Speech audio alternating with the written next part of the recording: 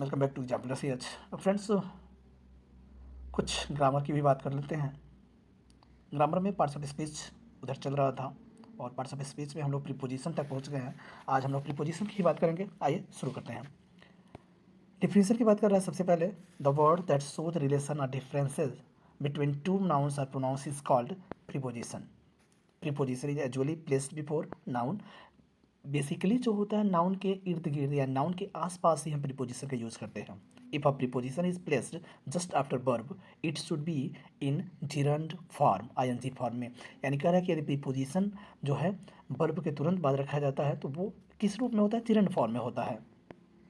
If the object of a preposition is a relative pronoun then it takes last place. कह रहा है कि यदि अगर जो object of a preposition, preposition का जो ऑब्जेक्ट होता है वो रिलेटिव प्रोनाउन को तब ले लेता है उसका लास्ट प्लेस, ठीक है, अंतिम स्थान ले लेता है।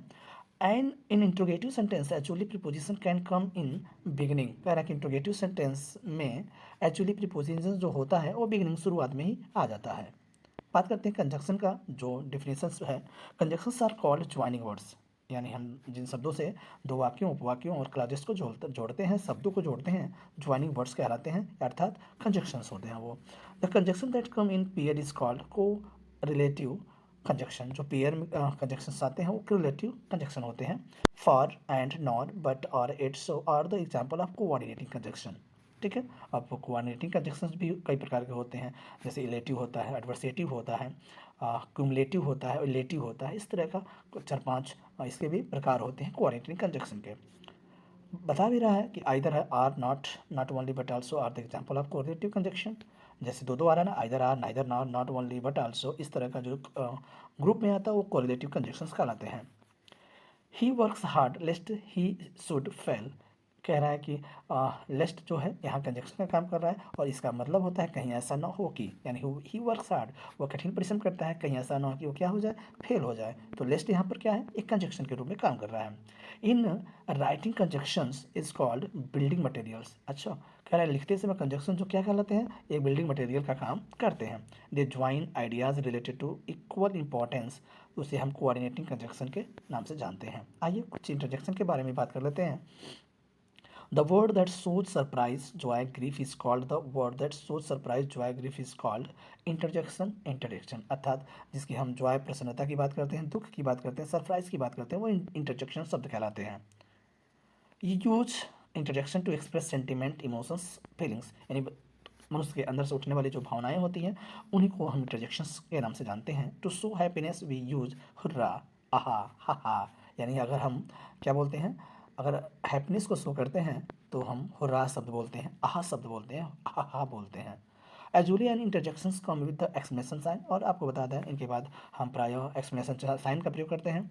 Is use to show big loss, big loss को शो करने के लिए, बहुत बड़ी नुकसान को शो करने के लिए हम अलास का प्रयोग करते हैं। इसमें भी आ भी होता है, सॉरी भी होता है, ओह भी होता है। उप्स वर्ड सोर्स फेलर, अगर किसी शब्द में आप फेल हो जाते हैं तो जो उप्स शब्द आता है वो फेलर्स को शो करता है।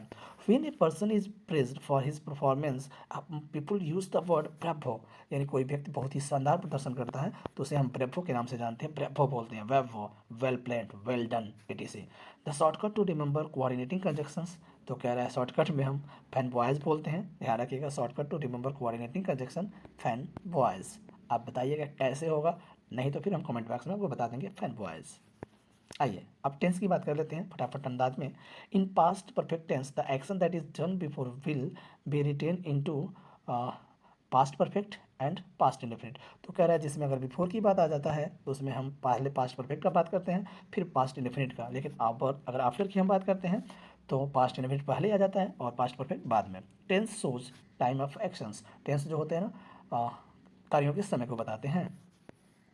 Everything that has not happened at is part of the future tense की बात कर रहा है, यानी everything that has no happened, यानी जो घटनाएं अभी घटित नहीं हुई हैं वो फ्यूचर टेंस की हैं। When a young man says about his childhood habits he use past indefinite tense.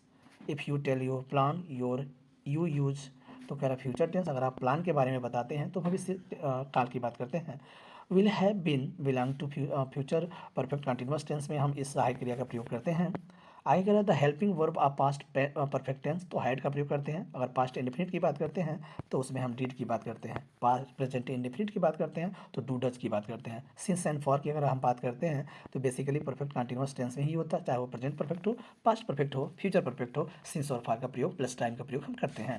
When something is happening before you it belongs to present continuous tense. अगर आपके सामने ही कुछ वैसी घटनाएं घट रही हैं प्रेजेंट में तो आप प्रेजेंट कंटिन्यूअस में जाएंगे। Does do are the parts of present indefinite, ये मैंने आपको बता दिया। ही हैड ए कार, ये सेंटेंस है पास्ट परफेक्ट।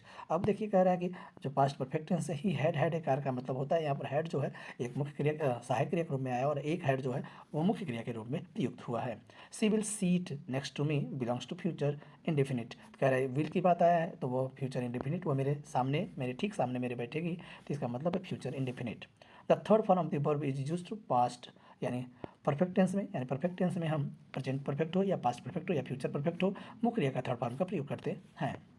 एस या एस की अगर हम बात करते हैं तो प्रेजेंट इंडेफिनिट ये भी सिंगुलर सब्जेक्ट के साथ एस या एस का प्रयोग करते हैं। अगर आप आई या दे आया हो, यू आया हो या तो उसके साथ हम क्रिया का फर्स्ट फॉर्म की प्रयोग करेंगे, एस या एस नहीं लगेगा। In which tense second form of verb is used, तो पास्ट इंडेफिनिट। अगर सेकेंड फॉर्म की यूज करते हैं फ्रेंड्स तो पास्ट इंडेफिनिट होगा, ध्यान रखिएगा। सिमिलर चीज़ें हैं लेकिन जानकारी वाली हैं। विच form of the verb is use with did, तो फर्स्ट फॉर्म है। अगर डिड सहायक क्रिया के रूप में यूज हुआ है तो मुख्य क्रिया फर्स्ट फॉर्म में अप्लाई होगी। Which form of verb is use with shall, तो अगर सेल है, सेल आपको पता है सेल विल जो मॉडल ऑक्सिलरी के रूप में होते हैं तो उसका क्रिया जो होगा वो फर्स्ट फॉर्म में ही यूज होगा। Will be always carries verbs fourth form, तो कह रहा है कि विल बी ऑलवेज अगर तो आई फॉर्म में होगा, विल बी है तो सिर्फ कि आई हम चले जाएंगे फोर्थ फॉर्म में। Yes did not verb object is structure of past indefinite, ये जो देखिए सब्जेक्ट है, डिड नॉट है, वर्ब है और ऑब्जेक्ट है, तो ये पास्ट इंडेफिनिट का फॉर्मेट है। Yes a yes no type sentence always starts with helping verb. कह रहा है यस या नो टाइप जो क्वेश्चन होते हैं ना वो किससे शुरू होते हैं, सेंटेंस हेल्पिंग वर्ब से शुरू होते हैं। जैसे क्या आपने खाना खाया, हाँ या ना, तो ऐसे।